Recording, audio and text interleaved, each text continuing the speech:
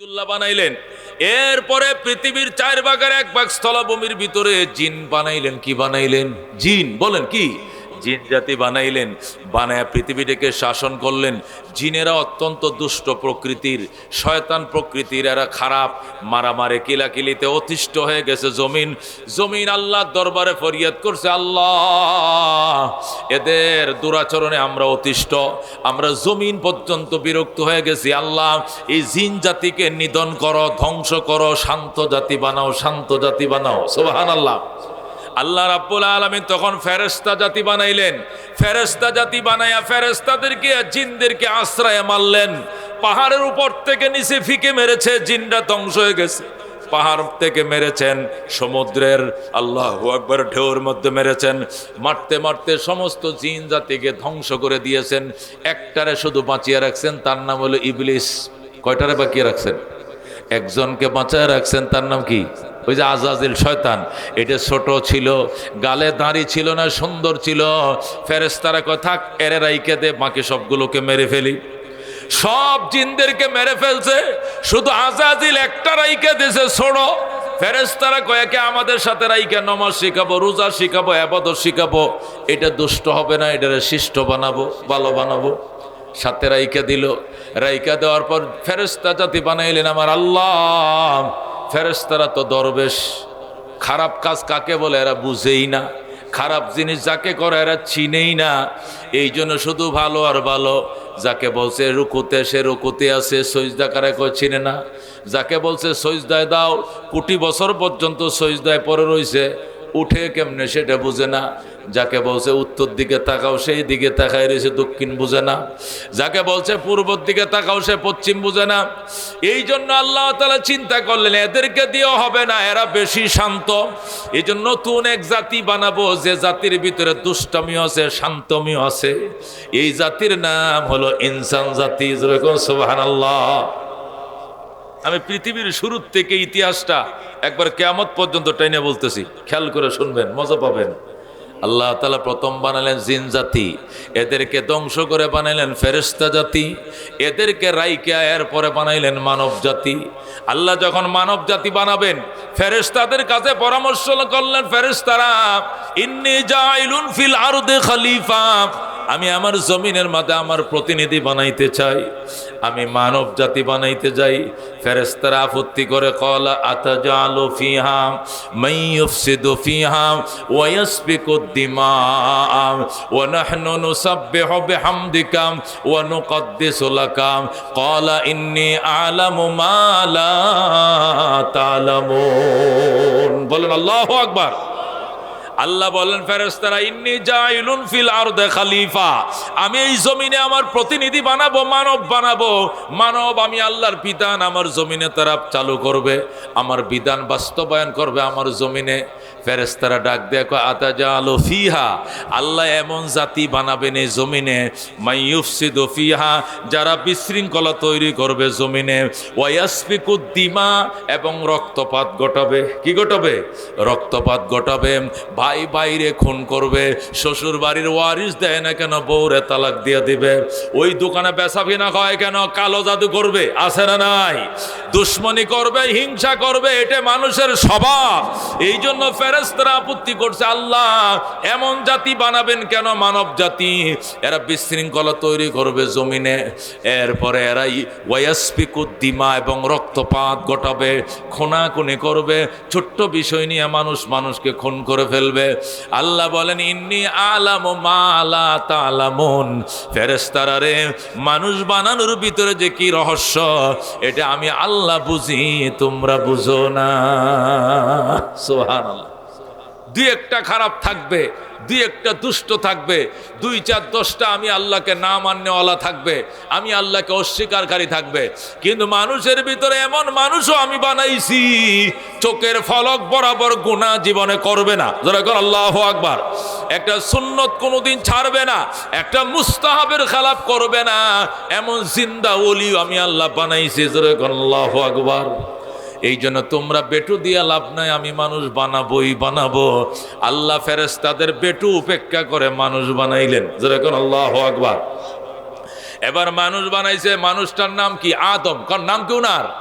আদম আল্লাহ তাআলা ওয়া আল্লামা আদামাল আসমা কুল্লাহা, আদম বানায়া পৃথিবীর সমস্ত জিনিসের নাম ভাষা সব আদমকে শিখাইলেন। আদমকে আল্লাহ 7 লক্ষ ভাষা শিখাইলেন। কয় লক্ষ?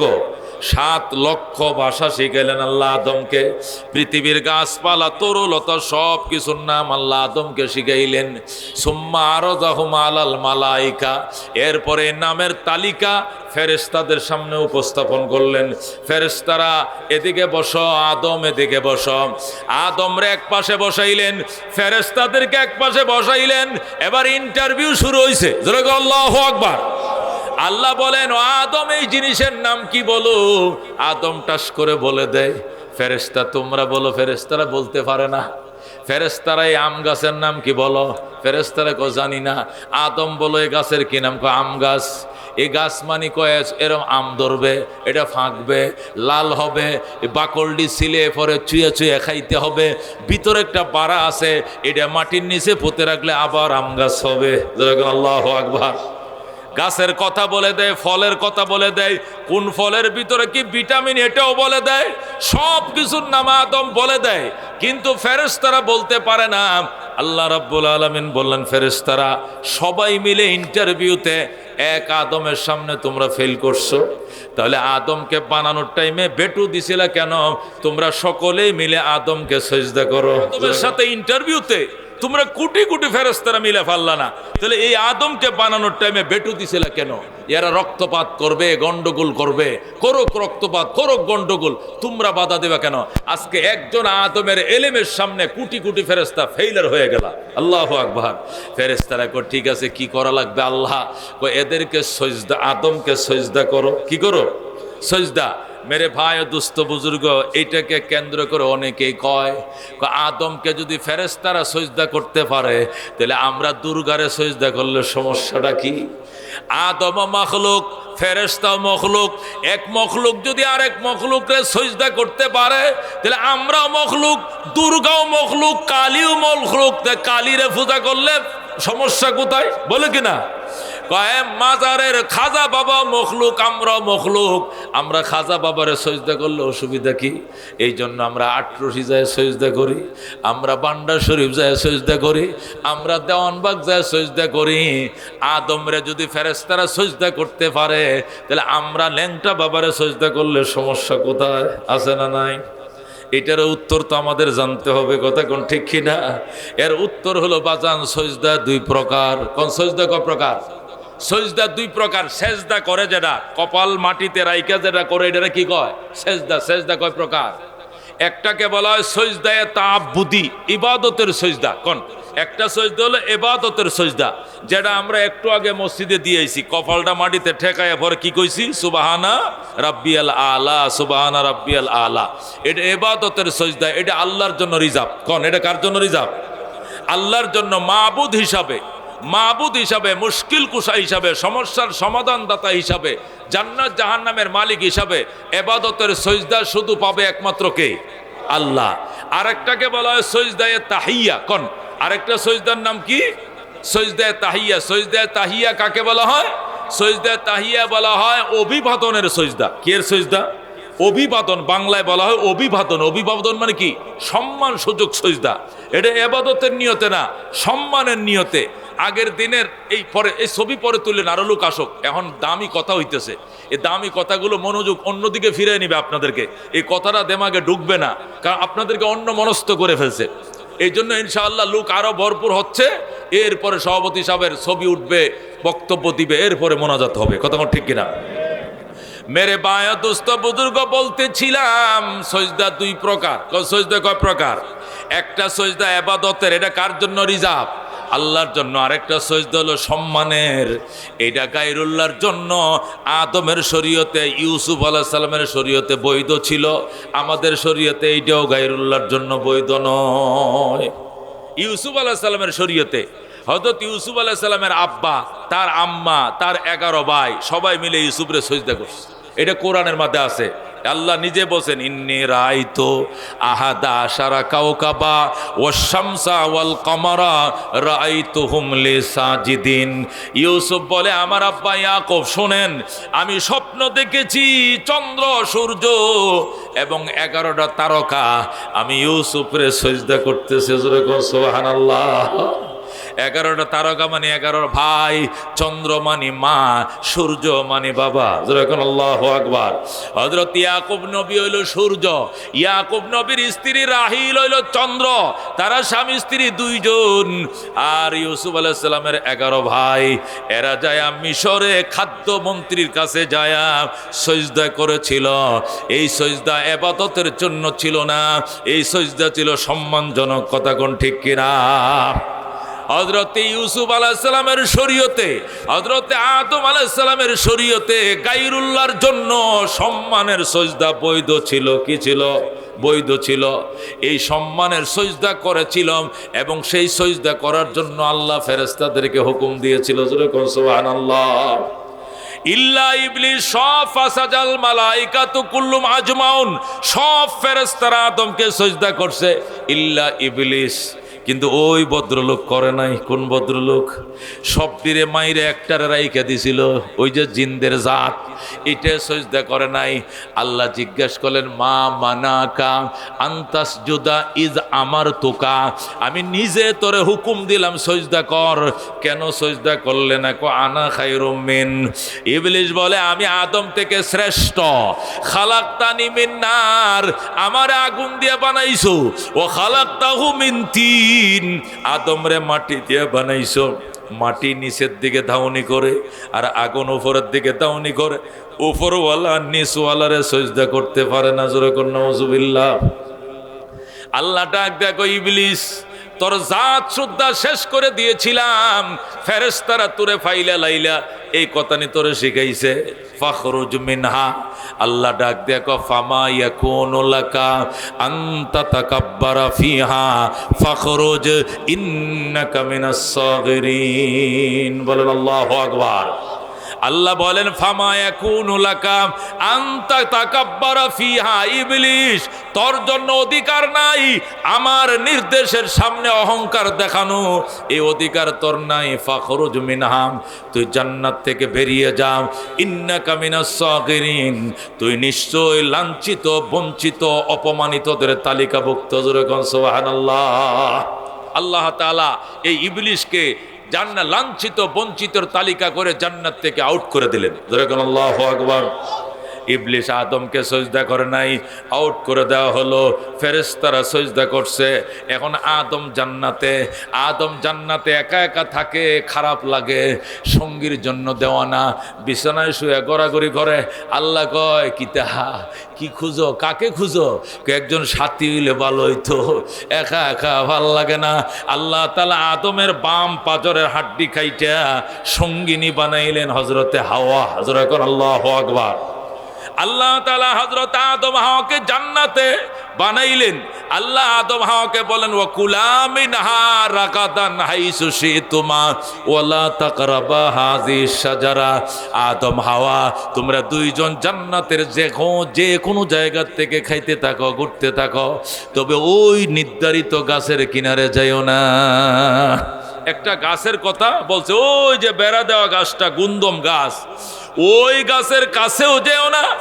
এছাড়া জান্নাতের ফলমূল যেখান থেকে খুশি সেখান থেকে খাও। ফাকুলা মিনহাম, আল্লাহ বলেন ফাকুলা মিনহা রাগাদা, অনবরত খেতে থাকো জান্নাত থেকে। হাইসু শিতুমা, যেখান থেকে তোমাদের মন চায়।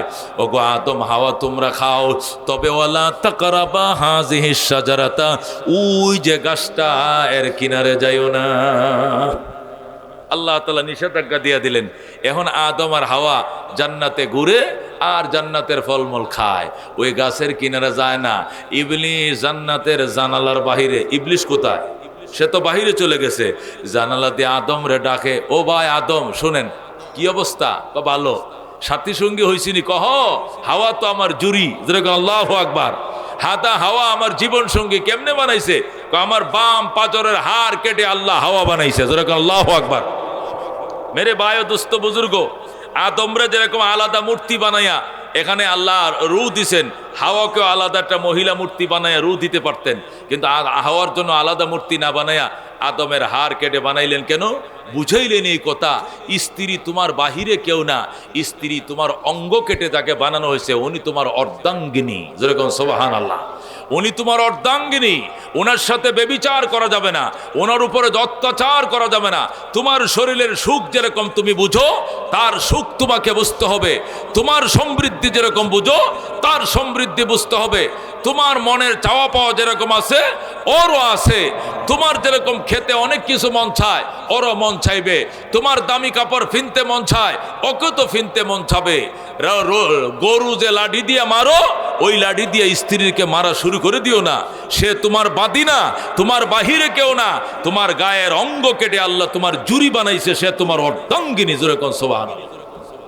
মেরে বায় দুস্থ বুজুর্গ, ইবলিস জানালার বাইর দিয়ে ডাইকা কয় আদম কেমন আছো ভাই? কয় ভালো আছি। খাওয়া দাওয়া? কয় অডেল খাওয়া দাওয়া, কিচ্ছুর অভাব নাই, যেখান থেকে ঘুষে সেখান থেকে খাই। কোনো নিষেধাজ্ঞা আসেনি? কয় একটা গাছের কিনারে যাইতে নিষেধ করা হয়েছে, আমি এদিকে ফিরেও তাকাই না। ইবলিস কয় কারণ কি? না আদম কয় আমি কারণ জানি না, আল্লাহ বলছে ওয়ালা তাকারাবা হাযিহিশ শাজারাতা, এই গাছের কিনারেও যাইও না, এই জন্য আমি ওই গাছের কিনারেও যাই না, আমার যাওয়ার দরকার নাই। ইবলিস কয় সর্বনাশ, যাইতে হবে। কয় কেন? কয় জান্নাতে থাকতে মন চায়নি? কয় মন চায়। কয় জান্নাতে যদি চিরদিন থাকতে মন চায় ওই গাছের ফল খাইতে হইব, না হইলে আল্লাহ আউট করে দিবে। জোরে কর নাউজুবিল্লাহ। উল্টাটা বুঝাইছে ইবলিসে, কি বুঝাইছে? উল্টা বুঝায় কয় যদি না খাও তাহলে তোমারে কিন্তু বের করে দিবে, ওই গাছের ফলটা খাইলে চিরদিন থাকতে পারবা, আর এটা না খাইলে তোমাকে বের করে দেওয়া হবে। এখন আদম কয় তাহলে একটু আমি হাওয়ার সাথে বুঝি, বউর সাথে ডাক দেখো হুনছো গো কিতা, আল্লাহ তো খাইতো না করছে, কিন্তু ওই যে এক দুস্থ আছে ওই দুস্থ খাইতে কইতেছেন কোনটা করলে ভালো হবে। খাইলে কি হবে? খাইলে চিরদিন থাকা যাবে। হাওয়া করলেও খায়া ফেলাই, অসুবিধা কি? থাকুন যদি যায়। এ হাওয়ার বুদ্ধি মাইনা হযরতে আদম আলাইহিস সালাম খেয়ে ফেলছে গাছের ফল। এই ফলটা খাওয়ার সাথে সাথে জান্নাতের পোশাকগুলো গায়েব থেকে খসে পড়ে যায়। জান্নাতের দামি শাড়ি পরা ছিল হযরতে হাওয়ার পরনে, শাড়িটা অটোমেটিক খুলে পড়ে গেছে। হযরতে আদমের শরীরে পায়জামা পাঞ্জাবি ছিল, অটো খুলে পড়ে গেছে। তাড়াতাড়ি যখন, আর তো কোনো মানুষ নাই দুনিয়াতে, মানুষ মাত্র কয়জন? দুইজন।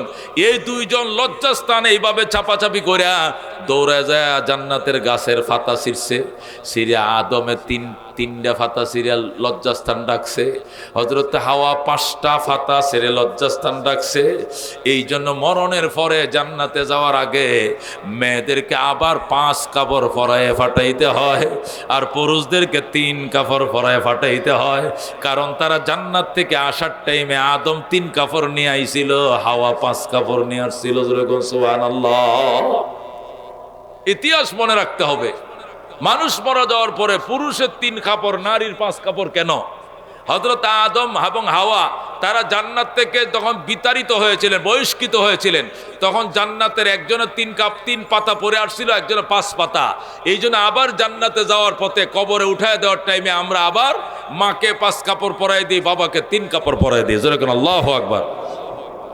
হযরতে আদম হাওয়াকে নিষেধ করা হলো খাইও না, তারপরও তারা খাইলেন। আল্লাহ বলছে খেও না, শয়তান বলছে খাও, কাটটা মানছে শয়তানেরটা। এটা কেমন কথা? একজন নবী হইয়া খোদার কথা মানলো না, শয়তানের কথা মানলো, এটা কেমন শোনা যায়? শুনতে খারাপ শোনা যায় কিনা? এটার জবাব কি? এই প্রশ্নটা হযরতে আদম আলাইহিস সালামকে হযরত মূসা আলাইহিস সালাম করছিলেন। যেরকম সুবহানাল্লাহ। আমার নবী বলেন মেরাজের রাত্রে আমাকে শুভেচ্ছা জানানোর জন্য 1.25 লক্ষ নবী রাসূল, আমাকে শুভেচ্ছা জানানোর জন্য 1.25 লক্ষ নবী রাসূল বাইতুল মুকাদ্দাস একত্রিত হয়েছে। আমি মেরাজে যাচ্ছি, আমার পিছনে তারা নামাজ পড়বে, আমি ইমামুল আম্বিয়া হব। যেরকম সুবহানাল্লাহ। সমস্ত নবীরা যখন একত্রিত হলো ওই টাইমে পট করে করছে কি হযরত মূসা আলাইহিস সালাম আদমকে একটা প্রশ্ন করে বসছে। হযরত মূসা আলাইহিস সালাম আদমকে ডাক দিয়ে কয় আব্বা আপনার সাথে আর কোনো কথা না, একটা কথা আছে। কয় কি কথা? আপনাকে আল্লাহ রাব্বুল আলামিন, আপনাকে আল্লাহ রাব্বুল আলামিন, বাস হযরত আদম আলাইহিস সালামকে মূসা আলাইহিস সালাম প্রশ্ন করে, বাবা আদম, আল্লাহ তোমাকে নিষেধ করেছিলেন, এই নিষিদ্ধ গাছের ফল খাওয়ার জন্য খাইছেন কেন? এই বিপদে ফাললেন কেন আমাদেরকে? হযরতে মূসা আলাইহিস সালাম আদমকে প্রশ্ন করে, মানে ছেলে বাবারে প্রশ্ন করে। আদম আলাইহিস সালামকে, মূসা তুমি কি তাকদীর বিশ্বাস করো না? ভাগ্যের লেখা বিশ্বাস করনি? ওয়াল কাদরি খাইরিহি ওয়া শাররি মিনাল্লাহ তাআলা, ভালো মন্দ কপালের লেখাটা বিশ্বাস করনি? করি তো। আমার সৃষ্টির 50,000 বছর আগে আল্লাহ রাব্বুল আলামিন লেখা রাখছে আমাকে বানাবে, আর ওই গাছের ফল তৈরি করবে, আমারে নিষেধ করবে, এরপরে আমি এই গাছের ফল খাবো। এটা আমারে বানানোর 50,000 বছর আগে আমার কপালে লেখা রাখছে।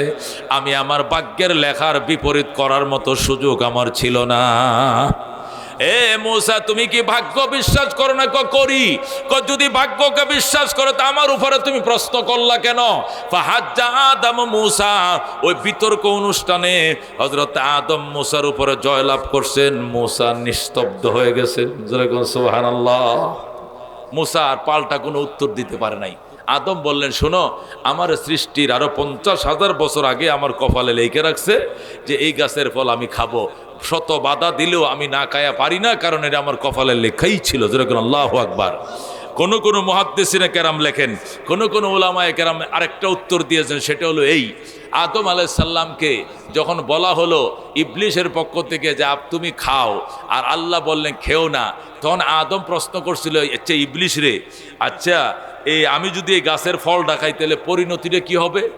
পরিণতিতে মনে করেন আপনাকে এখান থেকে বহিষ্কার করা হইতে পারে। যদি বহিষ্কার হয় তারপর টেনশন নাই, কারণ তখন আপনি দুনিয়াতে যাবেন, যাওয়ার পরে স্বামী স্ত্রীর মিলন হবে, আপনার আলো আওলাদ দুনিয়া ভরবে, অনেক নবী রসুল আপনার উম্মতের মধ্যে আসবে, আপনার সন্তানদের মাঝে আসবে। সর্বশেষ যে নবীটা আসবে ওনার নাম হবে মুহাম্মদুর রাসূলুল্লাহ সাল্লাল্লাহু আলাইহি সাল্লাম।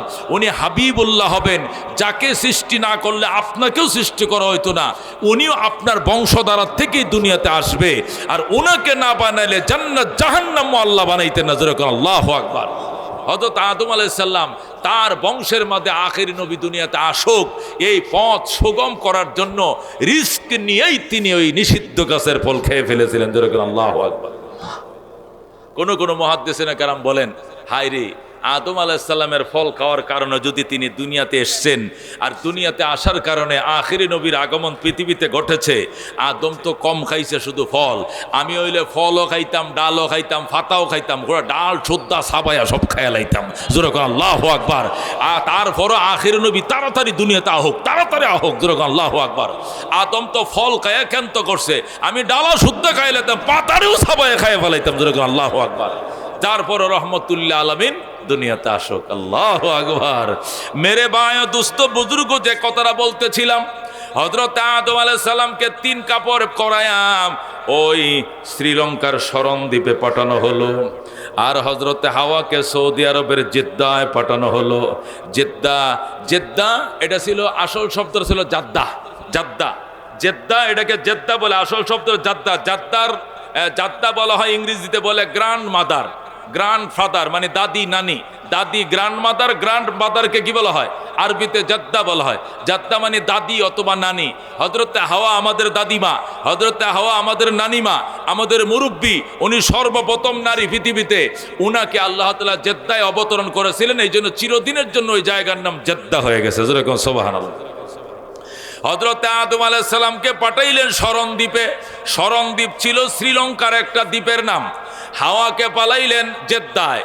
দুইজন একজনকে খোঁজাখুঁজি করে আর আল্লাহর দরবারে তওবা করে, রব্বানা যালামনা আনফুসানা ওয়া ইল্লাম তাগফির লানা ওয়া তারহামনা লানাকুনান্না মিনাল খাসিরিন। আল্লাহ খেয়ে ফেলছি, তাম রাহমাতুল লিল আলামিন আমার উরসে জন্ম নিবে, আমি খুশি, কিন্তু মাসকান দিয়া তোমার হুকুম অমান্য করছি, আমারে মাফ করে দাও। যেরকম আল্লাহু আকবার। রব্বানা যালামনা আনফুসানা, হে রব, আমরা আমাদের উপর অত্যাচার অত্যাচার করেছি, ওয়াইল্লাম তাগফির লানা, যদি আপনি আমাদেরকে মাফ না করেন আমরা স্বামী স্ত্রীরে, ওয়াতারহামনা, দয়া না করেন, লানাকুনান্না মিনাল খাসিরিন, তাহলে আমরা ক্ষতিগ্রস্ত হয়ে যাব। এই বলে আদম দোয়া করে শরণদ্বীপে বৈশা, হাওয়া দোয়া করে জেদ্দায় বৈশা। শরণদ্বীপ থেকে আদম 20 বার গেছে বাইতুল্লাহ হাইটে হজ করার জন্য, যখন আল্লাহু আকবার। সর্বশেষ আদম আলাইহিস সালাম যখন হজ করতে গেলেন বাইতুল্লাহ হজ কইরা, আল্লাহর ঘর তওয়াফ কইরা, জাবালে আবি কুবাইস একটা পাহাড় আছে, যারা মক্কা মদিনায় যারা গেছেন মক্কায় তারা দেখছেন জাবালে আবি কুবাইস বাদশার বাড়ি, ওই যে সফা পাহাড়ের পাশে বাদশার একটা বাড়ি আছে আবু জেহেলের বাড়ির সামনে, ওই পাহাড়টাকে জাবালে আবি কুবাইস বলা হয়। এখানে এই পাহাড়টার উপরে নবীর হাতের ইশারায় চাঁদ 2 টুকরা হইয়া একটা টুকরা এখানে পড়ছিল, জোরে কোন সুবহানাল্লাহ। এটাকে জাবালে আবি কুবাইস বলা হয়।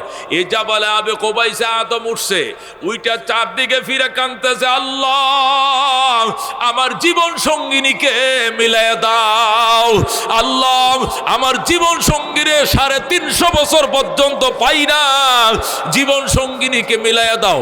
আদম ওই পাহাড়ের মধ্যে দাঁড়ায় কান্দে, আর হযরত হাওয়া আলাইহিস সালাম জিদ্দার থেকে হাইটে আইসে আরাফার ময়দানে জাবালে রহমতের উপরে দাঁড়াইছে। সেখানে তিনি দোয়া করতেছে, আল্লাহ তুমি আমার জীবন সঙ্গীকে মিলাইয়া দাও। হযরত হাওয়া জাবালে রহমতে দাঁড়ায় কান্দে, হযরত আদম জাবালে আবি কুবাইসে দাঁড়ায় কান্দে।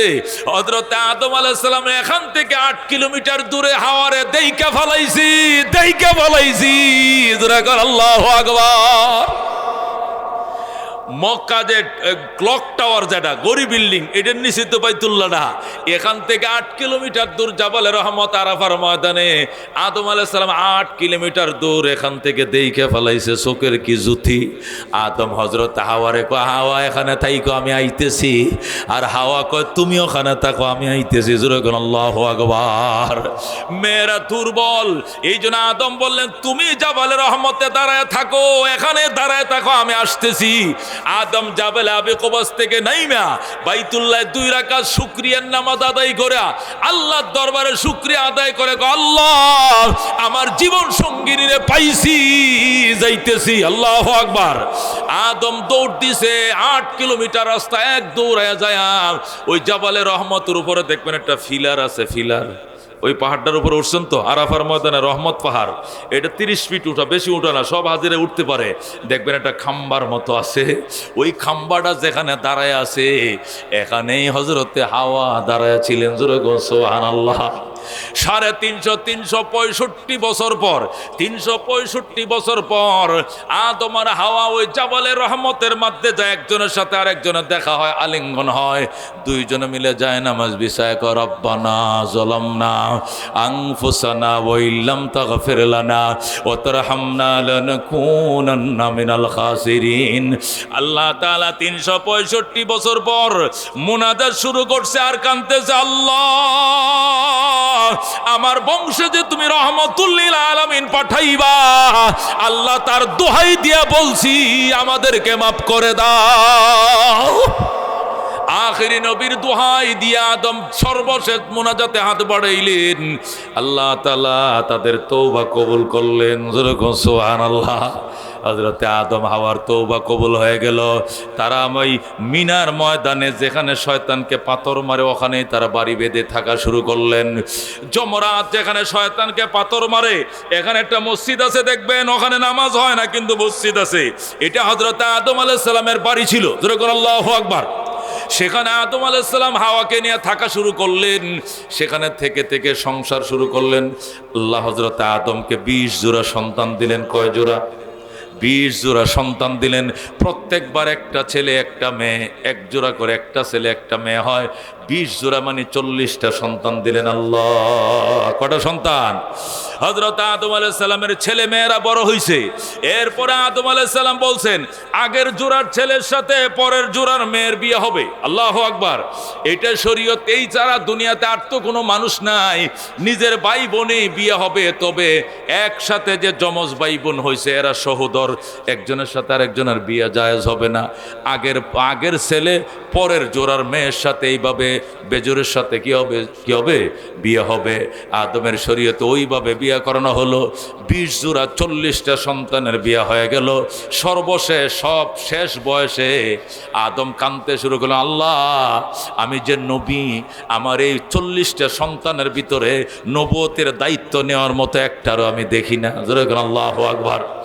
আল্লাহ তুমি আমার আরেকটা সন্তান দাও, মেয়ে না দিলেও না দাও অসুবিধা নাই, একটা যোগ্য ছেলে দাও, আদমের শরীয়তটা সে বহন করতে পারে মতো। আল্লাহু আকবার। আদম আলাইহিস সালামের দুয়ার বরকতে আল্লাহ আরেকটা ছেলে দিলেন, নাম রাখলেন শীষ। আল্লাহু আকবার। এটা আদমের 41তম সন্তান, ওনার নাম রাখলেন শীষ আলাইহিস সালাম। উনি সাবালেক হলেন, সাথে সাথে আল্লাহ ওহী পাঠায় বলেন, আদম শীষকে নবী বানাইলাম, তোমার নবুয়তের ডিউটি আজকের থেকে তোমার সন্তানে পালন করবে, তুমি এবার পরকালে পাড়ি দেওয়ার জন্য প্রস্তুতি নিয়ে নাও। আল্লাহু আকবার। হযরতে আদম আলাইহিস সালাম পরকালের প্রস্তুতি নিলেন আর নবুয়তের দায়িত্ব নিজের ছেলেরে দিয়ে দিলেন। এরকম হয় কিনা? সভাপতি সাহেব বলছে, আমার ছেলেরে ব্যবসা বাণিজ্য বুঝাই দিছে, আমার আর বয়স নাই, আমি আর এখন দোকানে মন চাইলে বমু নাইলে বমু না। এরকম হয় কিনা? মুরব্বীরা ছেলেদেরকে বুঝাই দেয়। আদম আলাইহিস সালাম হযরত শীষকে নবুয়ত বুঝাই দিলেন। আল্লাহর পক্ষ থেকে এটাকে পারমিট দেওয়া হলো, অনুমোদন দেওয়া হলো, তিনি শীষ হয়ে গেলেন নবী। হযরত শীষ বলেন, আব্বা জান আপনি তো ইন্তেকাল করবেন, আপনি পরকালের মোরাকাবা নিয়ে ব্যস্ত, কবরে যাওয়া নিয়ে ব্যস্ত, আমার ভাই বোনরা তো তারা বিয়ে করছে, আমার তো কোনো জুরি নাই, আমার কি বিয়ে লাগবে না? যদি বলেন লাগবে না তাহলে অসুবিধা নাই, যদি লাগে কারে বিয়ে করবো? আদম কয় ব্যবস্থা করতেছি। আদম আলাইহিস সালাম বিছানায় অসুস্থ, কান্দে, আল্লাহ হজে যাব 2 দিন পরেই, একটা মুনাজাত করে যাই, হজে যাওয়ার আগে ছেলেটাকে বিয়ে দিয়ে যাইতে ভালো হইতো, দুনিয়াতে তো কোনো মেয়ে নাই, আল্লাহ জান্নাতের কিছু ফলমূল আমার জন্য পাঠাও, আমি হাওয়া জান্নাতে ফলমূল খাইছি, এখনো জিব্বাই লাইগে রইছে, অনেক দিন হলো দুনিয়াতে পাঠায় দিছো আর জান্নাতের ফলমূল পাই না, জান্নাতের একটা হুর দিয়া একটা খাসার মধ্যে করে কিছু ফলমূল ফাটাও, একটা টুকরির মধ্যে করে ফাটাও। আল্লাহ রাব্বুল আলামিন সাথে সাথে আদমের জন্য জান্নাতের হুর দিয়া ফলের টুকরি দিয়ে ফাটায় দিছে। জান্নাতের হুর জান্নাতের ফল নে হাজির। আদম ডাক দেখো, মা সালাম দিছনি? হ মা, তোমার কি নাম? আমার নাম অমুক। তুমি কে? আমি তো একজন ফেরেশতা, জান্নাতের হুর। জোরে আল্লাহু আকবার। আমি জান্নাতের হুর। মা তোমার যেতে হবে না, টুকরিটাও থাকবে এখানে, তুমিও থাকবে এই জগতে, আল্লাহ থেকে অনুমতি নিয়েছি, আমার শীষের সঙ্গে তোমাকে বিয়ে দিয়ে দিব। আল্লাহু আকবার। হযরতে শীষ আলাইহিস সালামের সাথে জান্নাতের হুরের সাথে বিয়ে করা দিলেন আদম। জোরে কোন আল্লাহু আকবার। বিয়ে হয়ে গেল। জোরে কোন মারহাবা।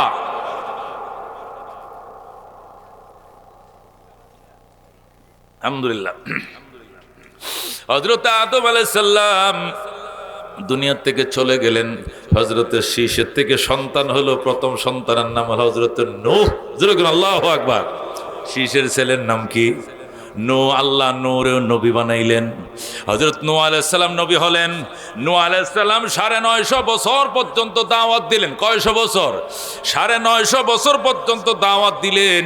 কিন্তু আদম যাদেরকে 100% মুসলমান রাইখা গেছে, কিন্তু নূহের বংশধর আইসে মুসলমানি সবাই ছেড়ে মূর্তি পূজা শুরু করে দিয়েছে। অধিকাংশ মানুষ এই মূর্তি পূজায় লিপ্ত হয়ে গেল। আদম আলাইহিস সালাম 950 বছর দাওয়াত দিলেন, মাত্র 70 জন পুরুষ কালমা পড়েছে আর 12 জন নারী কালমা পড়েছে, সর্বমোট 82 জন। কয়জন? 82 জন নারী পুরুষ কালমা পড়েছে আর সবাই মূর্তি পূজা পড়ে, সব মূর্তি পূজা করে। হযরতে নূহ আলাইহিস সালাম দাওয়াত দিলেন, তারা নূহের দাওয়াত গ্রহণ করে না। নূহ আলাইহিস সালাম সকালে দাওয়াত দিতে গেলে কয়, সকালে কোনোদিন ঘুমে ডিস্টার্ব করবা না। নূহ আলাইহিস সালাম কয়, ঠিক আছে দুপুরে আসমো। দুপুরে গেছে, কয় এখন আইসো ভাত খাওয়ার টাইমে, এই টাইমে কোনোদিন আসবা না। নূহ কয় বিকালে যাবো, কয় বিকালে এখন নাস্তার টাইমে, এখন আইসো কেন? আসবা না। সন্ধ্যার পরে গেছে, কয় সন্ধ্যার পরে আসবা না। গভীর রাত্রে রাত্রে গেছে, তখন আসবা না। নূহ আলাইহিস সালামকে কোনোভাবে দাওয়াত নিয়ে তারা ভিড়তে দেয় না। আল্লাহর পয়গম্বর দূরের থেকে চিল্লায় যখন দাওয়াত দেয়, দাওয়াতের শব্দ যেন তাদের কান দিয়ে না ঢুকে। জালু আসাবিয়াহুম ফি আযানিহিম ওয়াস্তাগশাউ সিয়াবাহুম ওয়া আসররু ওয়াস্তাকবারু ইস্তিকবারা। তারা তাদের কান দিয়া, হাত দিয়ে, আঙ্গুল দিয়ে তাদের কানের মধ্যে ডিয়া লাগায় রাখে। জালু আসাবিয়াহুম, তারা তাদের আঙ্গুলগুলো করে কোথায়? ফি আযানিহিম, তাদের কানের ভিতরে। ওয়াস্তাগশাউ সিয়াবাহুম, এবং কাপড় দিয়া ঢেকে রাখে। জোরে কোন আল্লাহু আকবার। আমরা তেনা দিয়ে ডিয়া লাগাই যেরকম, ওরা কানের মধ্যে তেনা দিয়ে ডিয়া লাগায় রাখে এবং কানে আঙ্গুল দিয়ে চাপ দিয়ে রাখে, নবীর দাওয়াত যেন তাদের কানে পৌঁছাইতে না পারে। আল্লাহর পয়গম্বর তবু বিরক্ত হয় নাই। 950 বছর দাওয়াত দিছে, 82 জন যে খুঁড়ো মারছে, আর বাড়ে না, উম্মত সব বেঈমান হয়ে গেছে। আল্লাহ নবী নূহ আলাইহিস সালামের সাথে তারা বেয়াদবি শুরু করছে। পয়গম্বরের স্ত্রী রান্না বান্না করে রাখছে, নবী নামাজ পড়ে খেতে বসবে, তারা বেড়া ব্যাঙ্গে রান্নাঘর থেকে খাবারগুলো নিয়ে খায়া ফেলাইছে। খায়া ডেক্সি পাতিলের মধ্যে প্রস্রাব পায়খানা করে ডেক্সি পাতিলগুলো রাইখে গেছে। জোরে কর নাউজুবিল্লাহ। আল্লাহ নবী যে ঘরে ঘুমায়, ঘরের দরজার মধ্যে উম্মতে রাত্রে বেলা পায়খানা করে রাখে। এইভাবে যখন তারা বেয়াদবি শুরু করলো, হযরতে নূহ আলাইহিস সালাম দোয়া করলেন, আল্লাহ লা তারাব্বি লা তাজার আলাল আরদে মিনাল কাফিরিনা দাইয়ারা। নূহ আলাইহিস সালাম দোয়া করলেন, আল্লাহ লা তাজার আলাল আরদে, এই জমিনের মধ্যে কাফিরদের জন্য কোনো জনপদ রাইখো না, তুমি ধ্বংস করে দাও। ইন্নাহুম ইজা, আল্লাহ রাব্বুল আলামিনের বন্ধু নূহ যখন কাঁদতে শুরু করলেন, তার দোয়াটা কোরআন শরীফের ভিতরে আছে। আল্লাহ তাআলা নূহ আলাইহিস সালামের দোয়া কবুল করলেন। আল্লাহ বললেন, নূহ ওয়ালা তুখাতিবনি ফিল্লাযিনা যালামু ইন্নাহুম মুগরাকুন। আপনি যে জালেমদের বিরুদ্ধে বদদুয়া করেছেন, আমি কিন্তু এদেরকে ডুবে মারব, তখন কিন্তু কান্নাকাটি করলে চলবে না। নবী নূহ বললেন, আমি কোনো কান্নাকাটি করব না। আল্লাহ কয়, ইন্নাহুম মুগরাকুন, এরা সবাই জলোচ্ছ্বাসে আক্রান্ত হয়ে মারা যাবে। সেই কাজ সেই কাজ, যেই কথা সেই কাজ। সাথে সাথে পানির বন্যা শুরু হয়ে গেল। ঘরের তলতে পানি উঠে, কলসি দিয়েও পানি উঠে, ডেক্সি দিয়েও পানি উঠে, টিউবওয়েল দিয়েও পানি উঠে, ওই খাটের নিচ থেকে পানি উঠে, চকির নিচ থেকে পানি উঠে, দোকানের নিচ থেকে পানি উঠে, সব খালি পানি নিচের থেকে ঠেইলে পানি উঠতেছে। পৃথিবী সব ডুবে যাচ্ছে, তামাম দুনিয়া ডুবে যাচ্ছে। নূহ আলাইহিস সালাম বলেন, আল্লাহ আমার উম্মত কই যাবে? জিব্রাইল নৌকা বানা নিয়ে আইছে আকাশ থেকে। আল্লাহু আকবার। 3 তলা বিশিষ্ট নৌকা নিয়ে আইছে। উপরের তলায় পাখি, মাঝখানে মানুষ, নিচের তলায় পশু। আল্লাহু আকবার। সব পাখি দিয়া, পশু দিয়া, মানুষ দিয়া নৌকা বললেন, জোড়ায় জোড়া উঠাইলেন। এরপরে এখন নৌকা ভাসতেছে পানির উপরে। নূহ আলাইহিস সালামের 4টে ছেলে। কটা ছেলে? 4টে ছেলে। হাম, সাম, ইয়াফেস, কেনান। কটা ছেলে? হাম, সাম, ইয়াফেস। এ 3টে ছিল মুসলমান, কেনান এটা ছিল কাফের। 3 জন নৌকায় উঠছে, কেনান নৌকায় উঠে নাই। হযরত নূহ আলাইহিস সালাম বলেন, ইরকাব মানা, আদরের সন্তান আমাদের সঙ্গে নৌকায় উঠো। কয় আমি নৌকায় উঠবো না। কয় কি করবা? কয় সাবিলাম জাবালিয়া সিমুনি মিনাল মা, আমি পাহাড়ে আশ্রয় নেব, পাহাড় আমাকে জলোচ্ছ্বাস থেকে বাঁচাবে। বিশাল বড় পাহাড়, এই পাহাড় পানিতে ডুববে না কোনোদিন, আমি পাহাড়ে উঠব। আল্লাহ ডাক দিয়া কল্লা, আসিমাল ইয়াউমা মিন আমরিল্লাহ, আজকে আমি আল্লাহর আযাব থেকে পাহাড় তোমাকে রক্ষা করতে পারবে না। আল্লাহু আকবার। এরপরও কেনান বিশ্বাস করে নাই, সে সাঁতরাইতেছে। আর বাকি 3 ছেলে হাম, সাম, ইয়াফেস নৌকায় উঠছে। তামাম পৃথিবী প্লাবিত হয়ে গেছে, পাহাড় পর্বত সব ডুবে গেছে, দুনিয়ার সমস্ত মানুষ মারা গেছে। শুধু ওই 82 জন সদস্য আর পশু পাখি যারা নৌকায় উঠানো হয়েছিল সব বাকি ছিল। আর সব মানুষ দুনিয়া ধ্বংস হয়ে গেছে। রজব মাসের 10 তারিখ, কোন কয় তারিখ? এই যে গত চাঁদ গেছে, এটা শাবান, আগের চাঁদ রজব। রজব মাসের 10 তারিখ নৌকা পানিতে ভাসছে। রজব, শাবান, রমজান, শাওয়াল, জিলকদ, জিলহজ, মহরম। মহরমের 10 তারিখ, রজবের 10 তারিখ থেকে মহরমের 10 তারিখ, 6 মাস। কয় মাস? এটা টানা 6 মাস পর্যন্ত নৌকা পানির উপরে বাড়ছে, একদম আসমানের সাথে যে নৌকা ঠেক খাইছে, যেরকম আল্লাহু আকবার। নৌকা ঘুরতেছে আল্লাহর আরশের নিচে যায় নৌকা ঘুরতেছে, লাব্বাইক আল্লাহুম্মা লাব্বাইক, লাব্বাইক লা শারীকা লাক লাব্বাইক, ইন্নাল হামদা ওয়ান নি'মাতা লাকা ওয়াল মুলক লা শারীকা লাক, যেরকম আল্লাহু আকবার।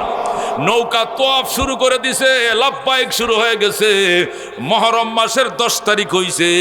ইস্তাওয়াত আলাল জুদি, আল্লাহর কোরআন বলে তুরস্কের জুদি পর্বত, এটা তুরস্কের মধ্যে সবচেয়ে উঁচা পর্বত।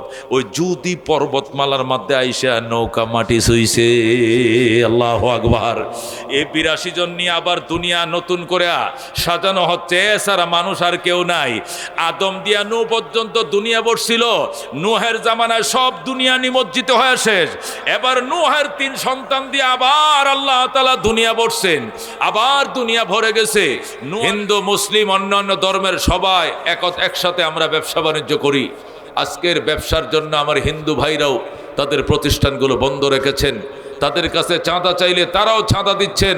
একটা সৌহার্দ্য পরিবেশে আমাদের যে বসবাস, এই ঘটনা নরসিংদী ব্যতীত অন্যান্য শহরে এমন দেখা যায় না। কথা ঠিক কিনা? আমি অত্যন্ত খুশি হই। আমি তো 24 বছর ধরে প্রোগ্রাম করে, আমি তো না হইলেও 18 বছর ধরে এখানে বয়ান করি। কথা ঠিক কিনা? মাঝে মধ্যে আসা হয় না, বেশিরভাগই আমি আসি। মনোরপট্টি, ফলফট্টি, এরপরে আশপাশে অনেক প্রোগ্রামে আমার আসা যাওয়া আছে আলহামদুলিল্লাহ। গত সপ্তাহ আমি আসছিলাম কামারগাঁও, এই হাজী সাহেবের, হাজী শফিক সাহেবের বাড়ির মাদ্রাসায়, সেখানে। এর আগের সপ্তাহ আসছি এদিকে অনেক জায়গায়। আমি এই পৌরসভার ভিতরে আমি এবার 18টা প্রোগ্রাম করছি, যেরকম সুবহানাল্লাহ। শুধু নর্থ সিটি পৌরসভার ভিতরে 18টা প্রোগ্রাম করছি। এর বাইরে চরে, আলীর চর আর কই ওই চরের গুলো বাদ দিলাম, শুধু শহরে পৌরসভার ভিতরেই 18টা প্রোগ্রাম করছি। আরো 4টা প্রোগ্রাম আছে, মানে 22টা প্রোগ্রাম। সুবহানাল্লাহ। মেরে ভাই ও দোস্ত বুজুর্গ, আল্লাহ তাআলা দুনিয়াতে পাঠাইছেন একদিন, নিয়েও যাবেন একদিন। কথা কোন ঠিক কিনা? আমি হই মুসলমান, হই হিন্দু, হই বৌদ্ধ, হই খ্রিস্টান, যে ধর্মের অনুসারী হই না কেন, আল্লাহকে মানি আর নাই মানি, মরণ যে হবে সেটাকে আমি মানি। কথা কোন ঠিক কিনা?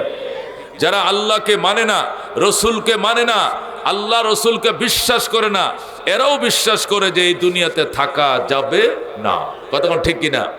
আল্লাহ তাআলা মায়ার বাঁধন ছিঁড়ে আপনজনকে কাঁদায়া আপনাকে আমাকে শিলের মতো থাবা দিয়া নিয়ে চলে যাবে মালাকুল মউত আজরাইল, তাতে একটু মায়াও তার লাগবে না।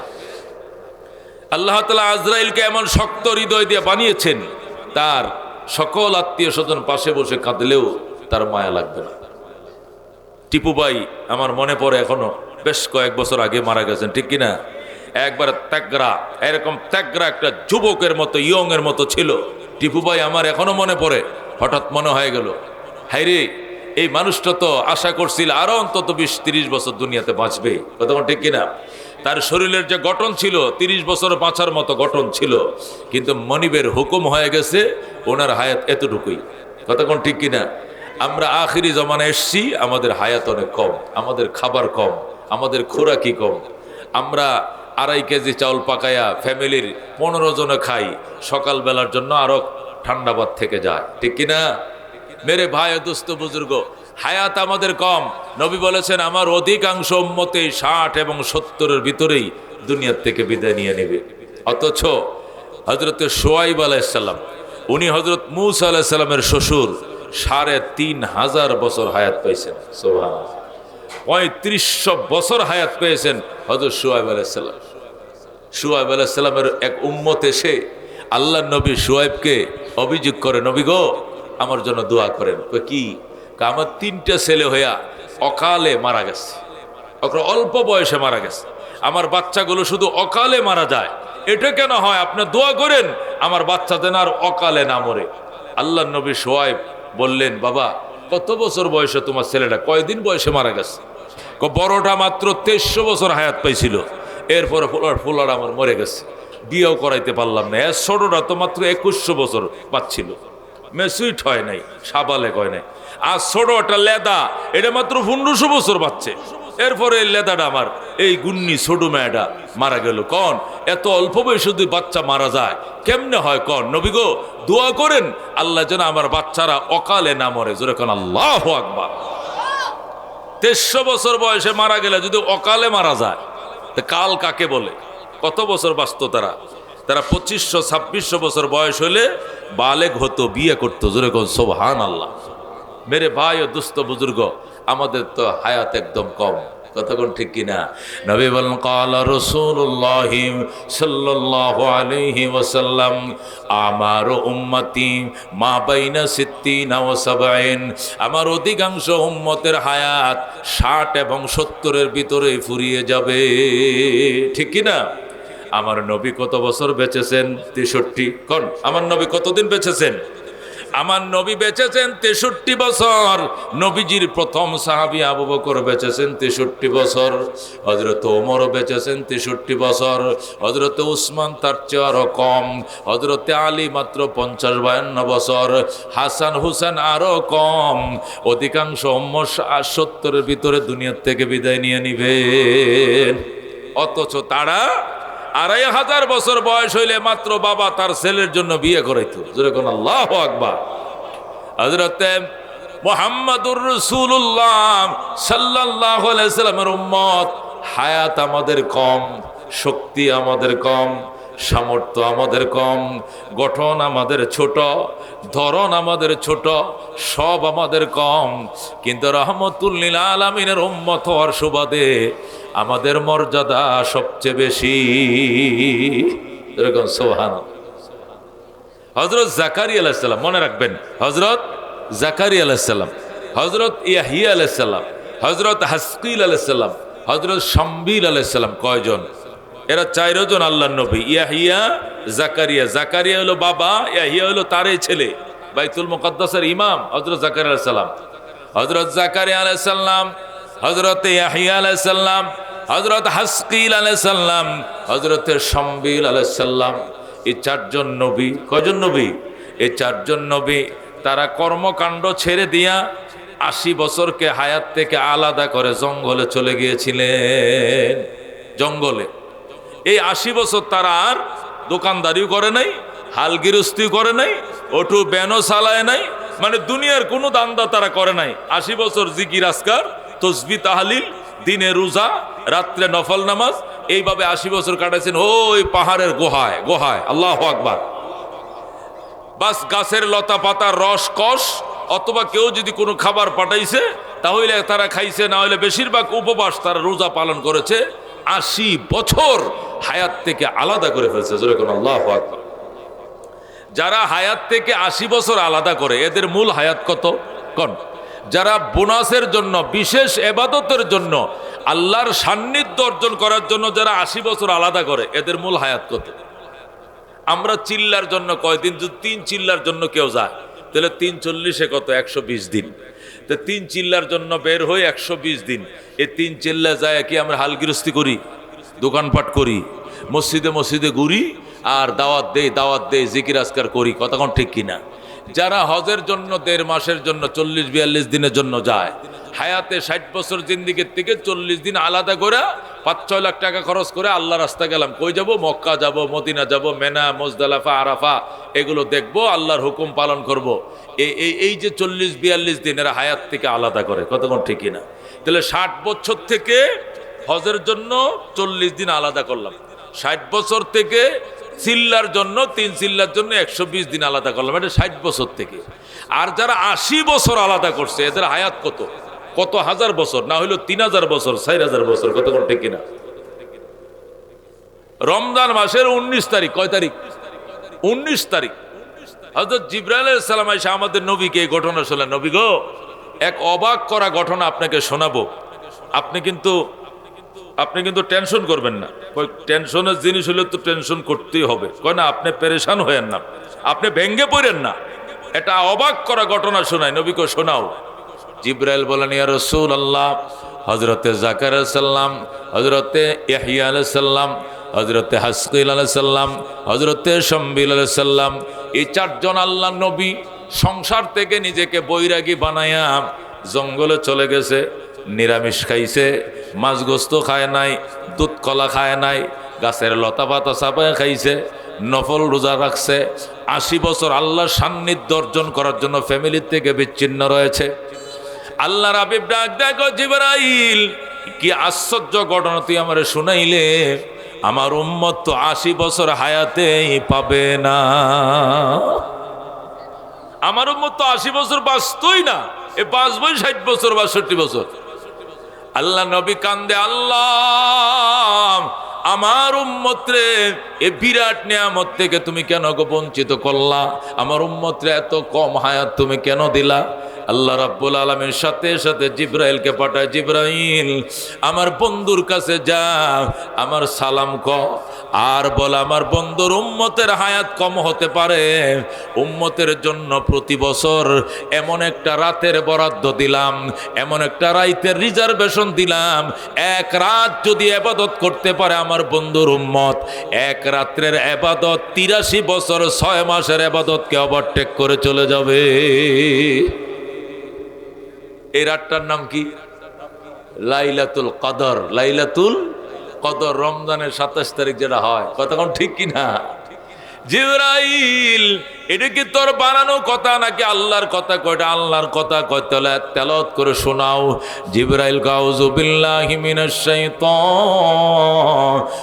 রাজিম, বিসমিল্লাহির রহমানির রহিম, ইন্না আনজালনাহু ফি লাইলাতিল কদর ওয়া মা আদরাকা মা লাইলাতুল কদর, লাইলাতুল কদরি খায়রুম মিন আলফি শাহর, তানাজ্জালুল মালাইকাতু ওয়ার রূহু ফিহা বিইذনি রাব্বিহিম মিন কুল্লি আমর, সালামুন হিয়া হাত্তা মাতলাইল ফজর।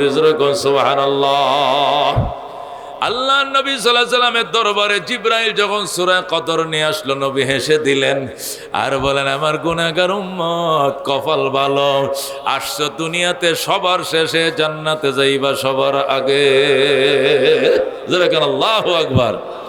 आदम के लिए फखर ये आली नसबी है, मक्की मदनी हाशमियो मुत्तलबी है, पाकीज़ा तोराशा अर्श समा जन्नत फिरदौस, आराम गहे खाक रसूल अरबी है, ऐ ज़ाहिर बैते नबवी याद रहे ये, बेकायदा जंबिश लब बेअदबी है, आहिस्ता कदम नीचे का पुस्ते सदा हो, खाबिदा यहाँ रूह रसूल अरबी है, बुझ जाए तेरे चींट से आए अब्र करम आज, जो आग मेरे सीनों में मुद्दत से लगी है। ज़रा कौन मरहबा। मेरे भाई दोस्तों बुजुर्गों, रहमतुल्लिल आलमीन उम्मत या दुनिया सबार शेषे आसছি, জান্নাতে সবার আগে যাব। ज़रा कौन আলহামদুলিল্লাহ। নবী বলেন, আমি নবীর আগে অন্য কোন নবী জান্নাতে ঢুকতে পারবে না, আমার উম্মতের আগে অন্য কোন উম্মত জান্নাতে ঢুকতে পারবে না। আল্লাহু আকবার। এই জন্য মেরে ভাই দোস্ত বুজুর্গ, আল্লাহ রাব্বুল আলামিন পরিষ্কার ঘোষণা করে দিয়েছেন, যারা 2500 বছর হায়াত পাইছো তারাও মরেছো, যারা 3000 4000 হায়াত পাইছো তারাও মরেছে, যারা 30 বছর হায়াত পাইছো তারাও মরবা। কুল্লু মান আলাইহা ফান, কুল্লু মান আলাইহা ফান, ওয়া ইয়াবকা ওয়াজহু রাব্বিকা যুল জালালি ওয়াল ইকরাম। বলেন সুবহানাল্লাহ। আল্লাহ বলেন, এই কুল্লু মান আলাইহা, আলাইহা মানে আলাল আরদে, এই জমিনের উপরে যত প্রাণীর আগমন ঘটেছে সকলের মরণ হবে, সকলকে মৃত্যুর স্বাদ আস্বাদন করতে হবে। থাকবে কে? ওয়ায়াবকা ওয়াজহু রাব্বিকা, আপনার রবের সত্তাই শুধু বেঁচে থাকবে, যুল জালালি ওয়াল ইকরাম, যিনি মহিমাময় এবং মহিমান্বিত। বলেন সুবহানাল্লাহ। কিছুই ছিল না বাজান, কিছুই থাকবে না, ছিল জগতে শুধু পানি। কথা কোন ঠিক কিনা? আল্লাহ তামাম পৃথিবী বানাইছেন পানির উপরে। কিসের উপরে? শুধু পানি আর পানি। আল্লাহ কয় ওয়াকানা আরশুহু আলাল মা, আমার আরশটা পর্যন্ত পানির উপরে ছিল। আল্লাহর আরশ কোথায় ছিল? পানির উপরে ছিল। তামাম দুনিয়া পানিতে ডোবা ছিল, আল্লাহর আরশটা পানির উপরে ছিল। 30 লক্ষ ফিলার গাড়াইছে পানির উপরে, গাড়ায়ের উপরে আল্লাহ তার আরশে আজিম বানাইছে। জোরে কোন সুবহানাল্লাহ। 30 লক্ষ ফিলার গাড়াইছে পানির মধ্যে। এরপরে আল্লাহ ওখানে আরশ বানাইছেন। এই আরশের মধ্যে আল্লাহ ওয়াকানা আরশুহু ইস্তাওয়া আলাল আরশে, আল্লাহ তার আরশের মধ্যে বর্তমানে অবস্থান করছেন। জোরে কোন সুবহানাল্লাহ। শুধু ছিল পানি। আল্লাহ রাব্বুল আলামিন চাইছেন পৃথিবী বানাবেন, কেমনে বানাইলেন কিতাবের মধ্যে লেখে। আল্লাহ রাব্বুল আলামিন পানির মধ্যে ঢেউ তৈরি করলেন। কি তৈরি করলেন? ঢেউ তেলে ফেনা তৈরি হলো, ঢেউ থেকে ফেনা তৈরি হলো, ফেনার থেকে মাটি তৈরি হলো। সর্বপ্রথম মাটি আল্লাহ রাব্বুল আলামিন তৈরি করলেন বর্তমানে যেখানে বাইতুল্লাহ শরীফ আছে, কাবাগর, সেখানে। বর্তমানে কাবাটা যেখানে আছে মক্কা শহরে, ওই কাবার গড়ের নিচ জায়গাটাকে আল্লাহ প্রথম মাটি তৈরি করছেন। আল্লাহু আকবার। এরপরে সেখান থেকে চারদিকে মাটিকে টান দিয়ে বড় করছেন, প্রসারিত করছেন। পৃথিবীতে পানি যা ছিল তার 4 ভাগের 1 ভাগকে তিনি স্থলভাগ বানাইছেন।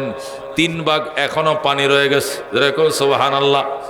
আল্লাহ রাব্বুল আলামিন এই পৃথিবী যেটাকে প্রসারিত করছেন তার মিডিল পয়েন্ট, মাঝখান, যেটার নাভি বলা হয়, সেখানে বাইতুল্লাহ বানাইছেন। কি বানাইছেন?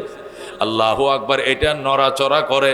আল্লাহ যখন প্রথম বাইতুল্লাহ যেখানে, ওই জায়গাটাকে পানির উপরে যখন স্থলভাগ বানাইলেন, তখন এটা নৌকার মতো এইভাবে কাত হয়, চিত হয়, শুধু কাত চিত হয়। তখন আল্লাহ চিন্তা করলেন এখানে মখলুকরা বসবাস করবে কেমনে, ঘর দুয়ার বানাবে কেমনে, কাত হয়ে পড়ে যাবে। এই জন্য আল্লাহ তাআলা ওয়াল জিবালা আরসাহা, তিনি পাহাড়কে প্যারাক মেরে দিলেন। এই জন্য আরবের ভূমির উপরে পাহাড় বেশি। গোটা সৌদি আরবের মধ্যে শুধু 8,500 পাহাড় আছে। কয় হাজার? সৌদি আরবের মধ্যে 8,500 পাহাড়। এত পাহাড় কেন? একটাই মাত্র কারণ, আল্লাহ তাআলা সৌদি আরবটাকে সবার আগে বানাইছেন, কাবার আশপাশটাকে আগে বানাইছেন। এটা পানির উপরে তৈরি করার কারণে পানির মধ্যে হেলতো দুলতো, যাতে না হেলে না দুলে। এই জন্য আল্লাহ তাআলা সেখানে পাহাড়কে ফেরাক লাগাইছেন। এবং কোরআনে বলে দিয়েছেন ওয়াল জিবালা আরসাহা, পাহাড়কে জমিনের জন্য প্যারাক হিসাবে মেরে দিলাম। সুবহান।